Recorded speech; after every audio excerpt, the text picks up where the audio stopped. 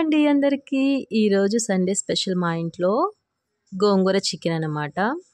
So, నేనెప్పుడు గోంగూర chicken చేసినా మా నాన్న రెసిపీని ఫాలో అవుతాను. మా ఇంట్లో మా నాన్న సూపర్ చేస్తారు గోంగూర చికెన్. బట్ ఇప్పుడేందంటే మా నాన్న స్టైల్ కాకుండా వేరొక స్టైల్ కొంచెం యూట్యూబ్‌లో చూసి కొంచెం మన సొంత టెక్నాలజీ యూజ్ చేసి మొత్తం చేస్తున్నాననమాట. సో, ఫస్ట్ దానికి కావాల్సింది చికెన్, గోంగూర మెయిన్ ఇంగ్రీడియెంట్స్. సో, చికెన్‌ని మేము హాఫ్ కేజీ తీసుకున్నాము. ఆ హాఫ్ కేజీని ముందే ఒక సైడ్ బాయిల్ చేసుకుంటున్నామనమాట. అండ్ ఇంకొక స్టవ్ మీద కడాయి పెట్టి కావాల్సినంత ఆయిల్ పోసేసుకొని దాంట్లోకి చెక్క, లవంగం అండ్ ఒక 2 యాలక్కాయలు, 2 బిర్యానీ ఆకులు కూడా మంచిగా వేసేసుకొని కొంచెం సేపు ఒక 1 మినిట్ అలా పెట్టిన తర్వాత మంచిగా కట్ చేసి పెట్టుకున్న ఒక 2 మీడియం సైజ్ ఆనియన్స్ అండ్ అలాగే ఒక 10 గ్రీన్ చిల్లీ అండ్ కరివేపాకు కూడా వేసేసుకున్నాననమాట. ఇంకా కరివేపాకు వేసేసుకొని మంచిగా కలబెట్టేసుకోవాలి. నేనెప్పుడు యూజ్ చేసే టిప్ ఏంటంటే త్వరగా ఉడకడానికి కొంచెం సాల్ట్ అయితే వేస్తాను. సో, అది అయిపోయిన తర్వాత కచ్చా పచ్చాగా దంచి పెట్టుకున్న అల్లం వెల్లుల్లి పేస్ట్ కూడా వేసుకొని మంచిగా కలబెట్టేసుకున్నాను. అండ్ దాని తర్వాత టమాటో కట్ చేసుకున్నాను. ఒక 3 టమాటోస్ అవి కూడా మంచిగా వేసేసుకొని ఉడకబెట్టేసుకున్నాననమాట. అది అయిపోగానే దాంట్లోకి గోంగూర అయితే వేసేసాను.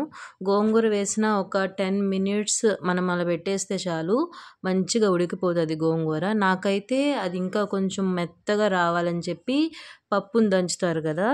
పప్పు కుత్తి అంటారు. సో, దాంతో అయితే స్మాష్ చేసుకున్నాను.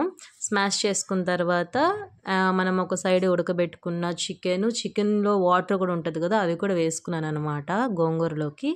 అండ్ దెన్ దాని తర్వాత కర్రీలోకి కావాల్సిన మసాలా ఇంగ్రీడియెంట్స్ అనమాట. గరం మసాలా అండ్ అలాగే జీరా పౌడర్, అలాగే ధనియాల పొడి కూడా వేసుకున్నాను. వేసుకొని మంచిగా కలబెట్టేసుకున్నాననమాట. కలబెట్టేసుకొని ఒక 5 మినిట్స్ ఉంచాను. ఉంచిన తర్వాత దాంట్లో ఒకసారి టేస్ట్ చూసుకున్నాననమాట. అండ్ ఉప్పు, కారం ఎలా సరిపోయిందని చెప్పి.